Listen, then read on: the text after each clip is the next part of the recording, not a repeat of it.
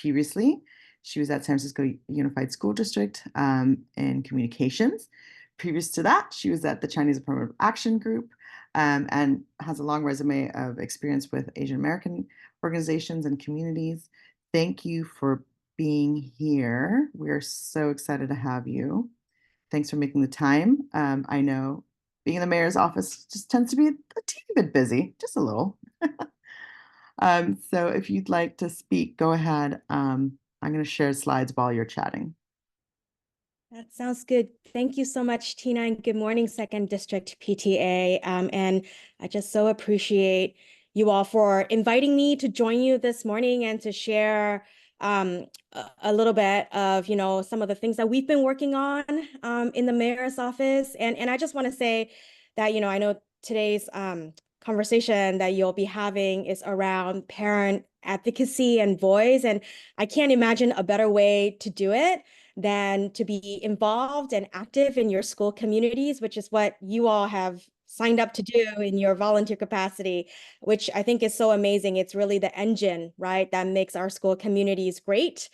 And, I think just sort of through the mayor and speaking just, for the mayor, she has been such a champion and advocate for our children and youth in the city. She has prioritized investing city resources into programs and organizations that are, embedded in so many of school communities to make sure that our kids are, able to learn, able to play, able to thrive. And it's really with an eye to the future. And, I also just want to take the opportunity today to recognize that, in the moment that we're in the history of time, it's not an easy time, right? There are so many challenges that are not unique to San Francisco, dealing with declining enrollment in our schools and many schools across school districts across California, across the country.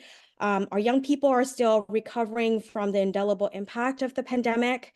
And just all of the ways that the city has come around and wrapped around our children and our young people to be able to help them to be resilient and to support families to really, ensure that our city is in fact a vibrant, joyous, and thriving place for our children to grow up. So it's really with that in mind that the mayor has committed, continues to commit over $114 million annually to programs and services for children, youth, and families through the San Francisco Unified School District, through the Department of Children, Youth, and their families.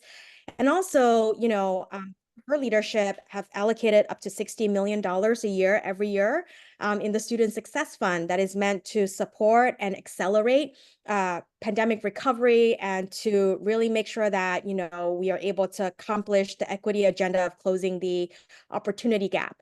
And lastly, just this year, she has really expanded her investments in early childhood, so up to $300 million a year.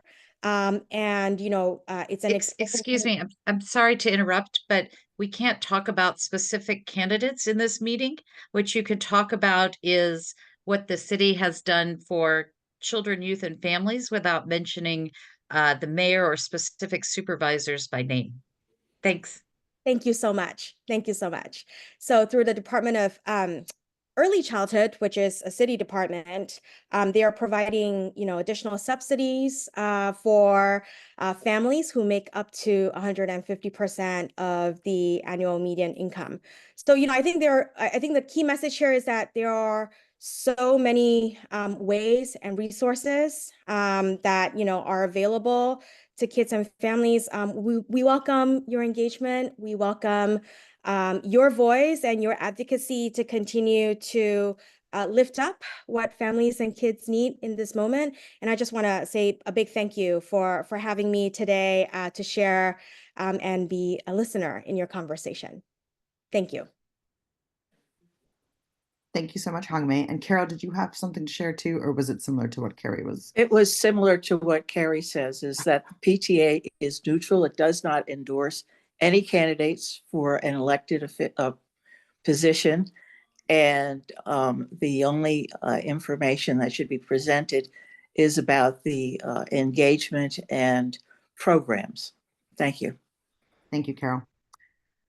So, for example, the Student Success Fund, which is generated by state funding that is returned to the City and County of San Francisco, the Student Success Fund was the legislation was written by specific supervisors a few years ago. We would have mentioned what's passed now, but the idea is that we would talk about what does the Student Success Fund do rather than the person who introduced the legislation. So maybe you have a little bit more information about the Student Success Fund for folks who are less familiar with it. Thank you so much, Carrie. I really appreciate that. And, I know many of the parents on this call, right, if you are also involved in your local school site councils, may be familiar with the Student Success Fund. And what it does is it infuses city dollars, and you're absolutely right, is coming out of ERAF, right, state funding, to our school sites to be able to support different staffing positions, to implement a model that we are calling community schools, right? Is understanding that, schools should be places where students cannot just, learn and get sort of their basic educational obligations met. There are also places that are trusted, right? Where kids sometimes this is the only hot meal that they might get during the day, or they might need additional social emotional support through a social worker or guidance counselor or a nurse, right?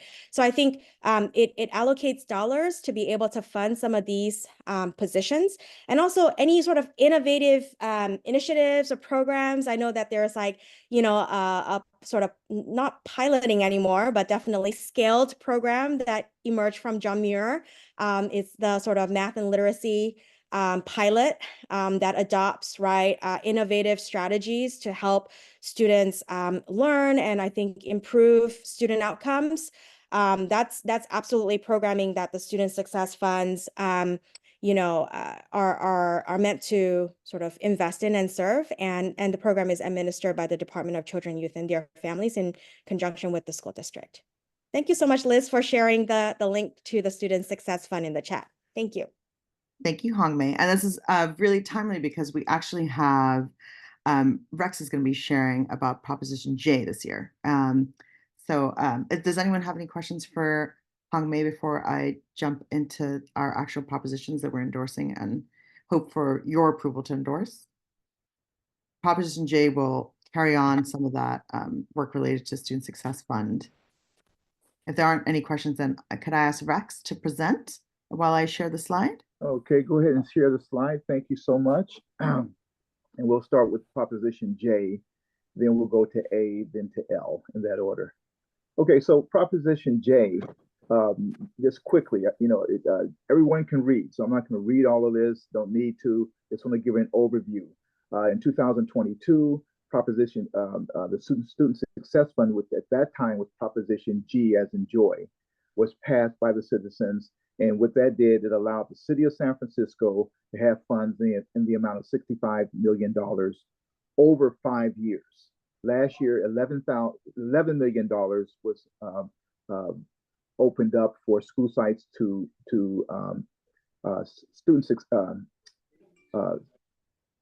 school site councils, if you will, at each school to apply for these grants. There were 3 grants. Just quickly as an example, I'm at Lincoln. Lincoln applied. We got a $350,000 readiness grant. There's also an implementation grant. To make it short, there were 49 schools that applied for the first $11 million. They received them, and then each year there's an amount. Next year is $25,000, and the year after that $35,000. Okay, let's get to Proposition J. Proposition J, I won't name the 2 authors, but they're the same 2 authors, supervisors, if you will, city supervisors who authored the original Proposition G back in 2022. What has come about since the city of San Francisco has its own deficit, there were concerns, and I'm just cutting to the chase, that proposition that the student success funds may be called back or used for other purposes other than the school sites themselves. So what Proposition J does in a nutshell, it surrounds the Student Success Fund with a bunch of bodyguards. You cannot touch the Student Success Fund money. The city nor the San Francisco Unified School District hands off. So that's what Proposition J is in a nutshell. It's highly recommended that we vote for it because schools have already received the first distribution of it, and these are 2-year grants, and after the 2 years they can go back and apply for either one of the readiness grant or implementation grant. That's pretty much it. So I could take questions now, or Tina, if you want to hold questions to the end. Proposition J, as in joy, is pretty cut and dry. It protects the Student Success Fund of $65 million rolled out over 5 years, and now 4 years. Of course, last year it's done. And these funds are specifically for school sites through the schools school site councils. Any question? How do you want to do this, Tina? You want to go straight to the next one, or do you want to have a couple of questions or answers, or hold those to the end?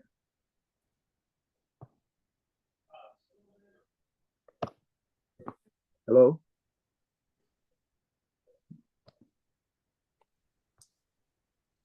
I don't see any questions in the chat. Does anybody have any questions for Proposition Measure J? You can drop it in the chat, or you can just unmute yourself.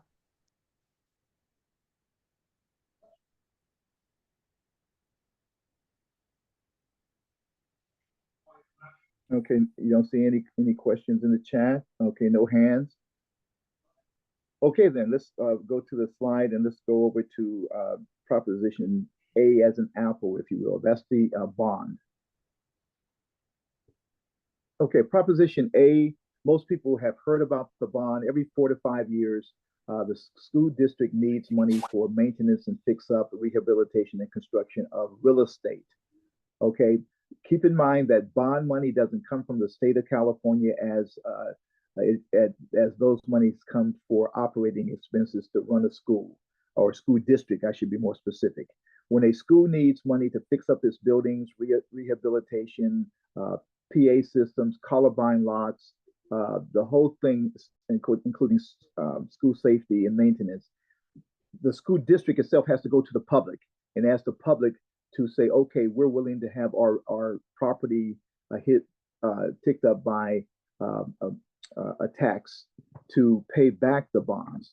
So even if the state takes over our school district, that bond money cannot be touched by the state because it's the city's, it's the voters' bond money, if you will. We're obligated to pay it back by agreeing to let our property taxes get a small hit each year in order to pay the bonds back.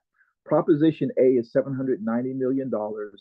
It's the next one since this predecessor was $744 million back in 2016. We're pretty much have run out of that money. There's many projects ahead. And the scroll down, I think, let's see, can you scroll down? I just want to point out, oh, I got it here. I'll just mention, don't worry about it. $240 million is for construction. $30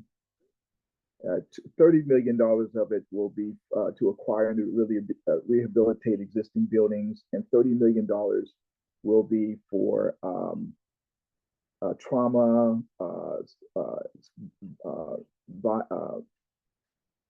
housing, stuff like that for repurposing.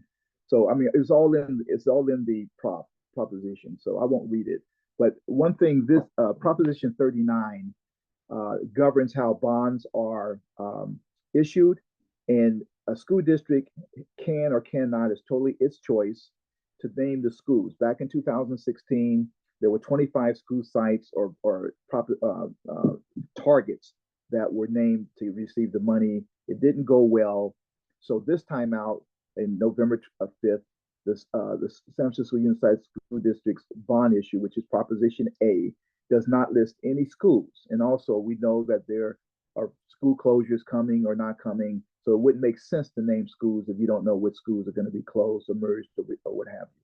So that's why you will not see any schools listed on Proposition A. And that's fair. I kind of agree with that.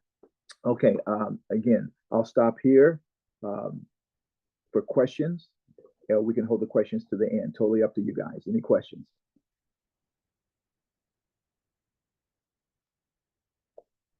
This is a well-informed group, I think. Thanks, Rex. Okay, let's go to Proposition L as in lamp.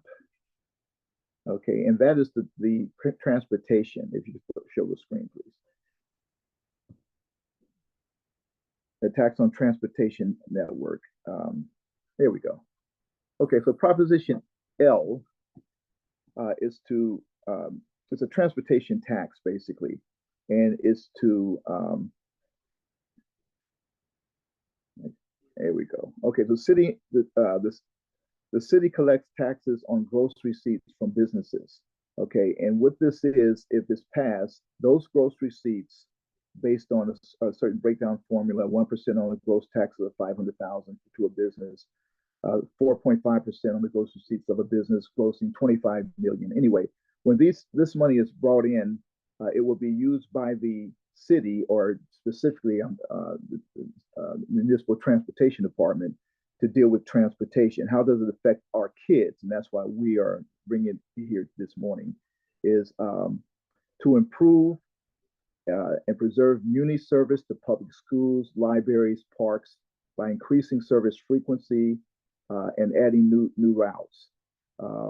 Preserve and maintain and increase muni service, transportation services overall, and maintain and expand discounted fare and fare-free programs to the kids.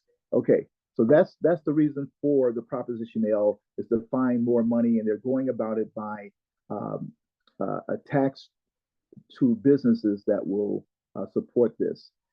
It's important because, as an example, I just give a quick example. Last year at Lincoln, we had a problem with the 48 bus, and I went down to make public comment to their board, to the Muni board, and a parent from Lowell also was in the line with me, and she spoke about the 29 bus. And because we went down there on behalf of our schools, the Municipal Transit Authority actually added 2 bus lines.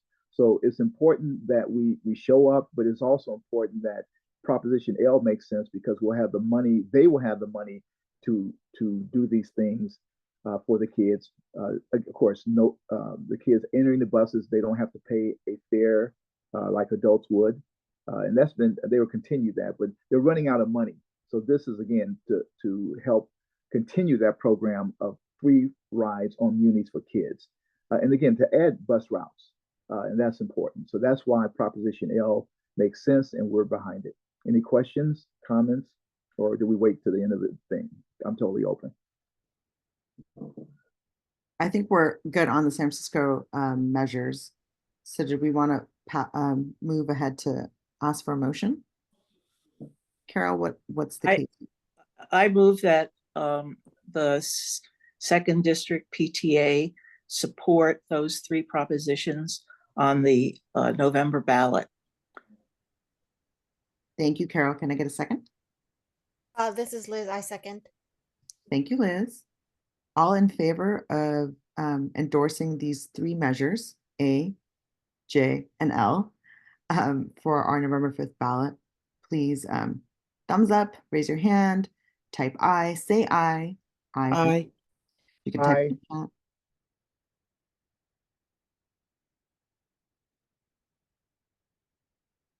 Thank you.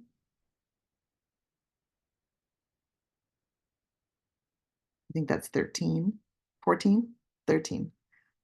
And if you are opposed to this motion to approve endorsing these 3 measures, you may do a nay, thumbs down. You may also choose to abstain to vote. Gina, it looks like we had 13 or 14 yeses in favor of endorsing. Thank you so much, everyone, for supporting our endorsements of these 3 measures. Carol, I'm going to turn it back to you for the state measures.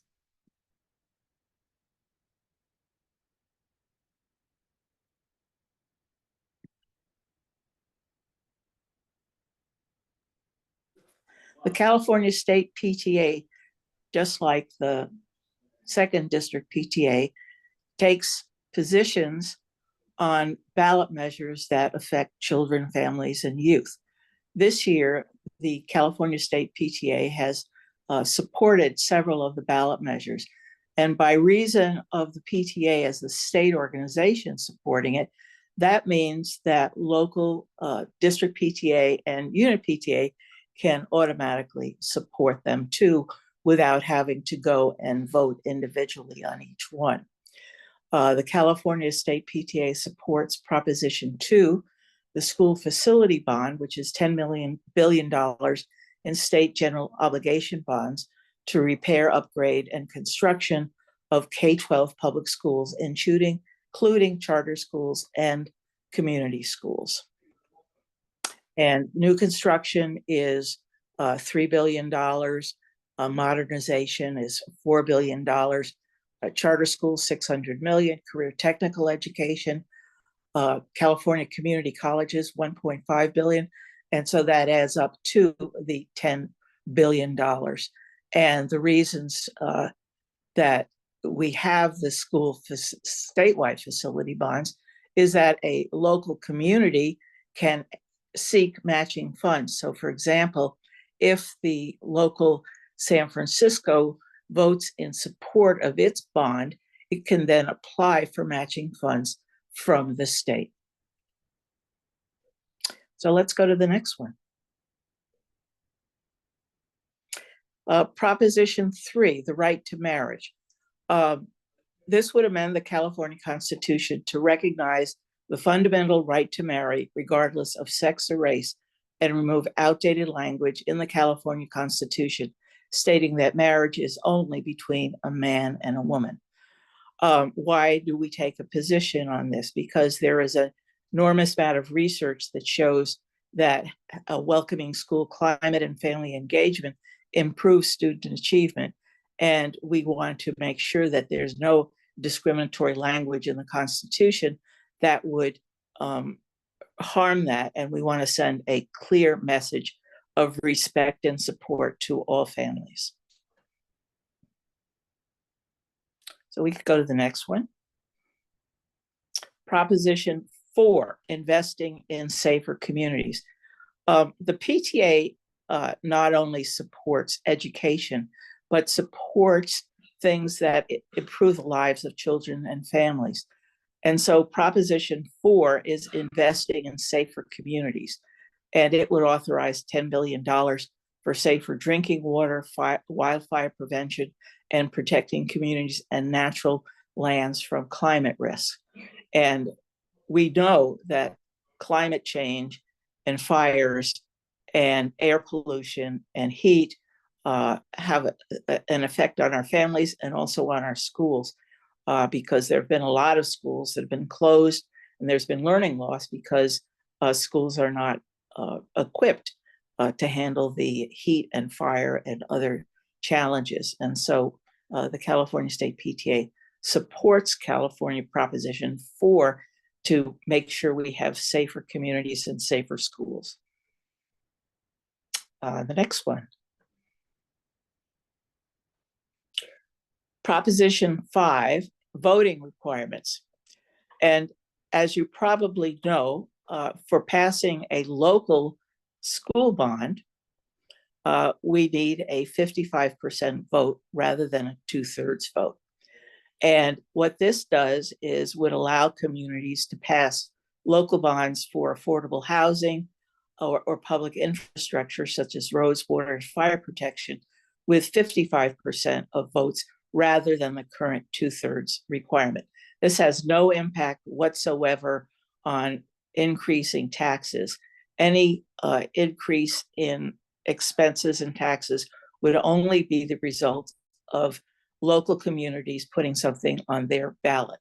And so we support it because we believe that it should be just as we should be able to support our schools with a 55% vote, majority vote. We believe that we should be able to support our communities with the same vote so that we're ruled by a majority vote rather than a 2/3 requirement, which means a third of the people can keep something from passing. So those are the measures that the state PTA supports. And as I said, you don't have to take any position on any local vote to support it, you're perfectly authorized to support those in your communities. Any questions? Just a comment. This is Rex. This is a matching opportunity for schools, districts that have the bonds. That's another reason why Prop A should we need Prop A passed, because once we have our bond, then we can reach out for this state bond, which is based on it's a matching.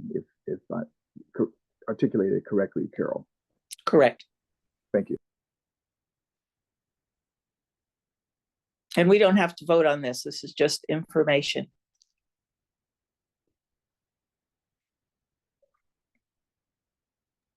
Thank you, Carol. I think it's also good to say that for the San Francisco measures too, just because we're promoting these measures. Your vote is your vote, and your voice is your voice. I think the main thing we want to really encourage is get out and vote. Encourage your unit families and staff to get out and vote.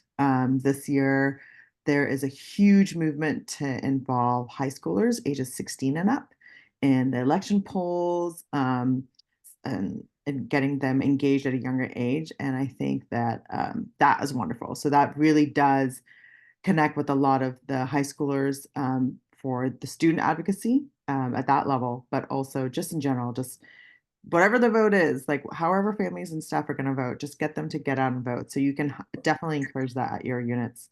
And if you want to share any of the SF measures and the California measures that we shared today, you're welcome to. And the process, if you have questions about that process, please feel free to email us.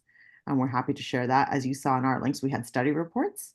So that is a new experience for me this year, and for several folks on our second district board. So I do want to just encourage everyone to use your voice. Make sure you're registered. You can remind folks about that and tell everyone to go vote. Yeah, Tina, Go ahead, go Carol. ahead. You go ahead. Okay. Carol, you go. Just go, so Carol. you know, at the state level, we do the exact same thing. Is we have extensive study reports of each one of them, look to see what our authorities are to support them, and then it is voted on by our board of managers. So it's a reflection of the entire state community. And just as a reminder, at the state and local level, we do not endorse candidates. And be careful about doing that. We only endorse issues. Yes, great reminder. Thank you. Okay, I just wanted to just say I received in the mail the state's pamphlet, arguments 2 and 4 of all these state measures. You guys should also have received those. So you'll see those, not the local ones, but the state ones there to read and peruse and really get educated on the bonds, the state bond in particular, because that's the $10 billion thing that Carol presented. The other thing is again, we as a second district PTA, we took a vote on saying A, J, and L, because they're local, they're particular to us, and we can vote on that. So we're not voting on the state. We're just making the point that we are okay in backing and encouraging, endorsing those state measures. That's the reason why we're not taking a vote versus the AJN local ones here. Okay, just wanted to make that clear. And also just a sign of warning, and I'll be quiet. If we don't get the $700 million Prop A here in San Francisco Unified pass of that bond, then when things come up in maintenance for a school site, whatever something happens, there's no money, the decision is going to be forced to be made to tap into operating expenses to take care of a maintenance issue. And we're already in the red. That's another reason why we need the $790 million bond pass. So I'll be quiet. Thank you so much. Thank you, Rex. We love when you speak up. I also want to acknowledge that we ran over time because we were having so many discussions and sharing quite a bit to share that amount. a lot of you have meetings that may last a little longer. So we just wanted to acknowledge that that's the business part of our meeting that's concluded. So I'm going to actually stop recording so we can get to the Q&A. So just give me 1 second.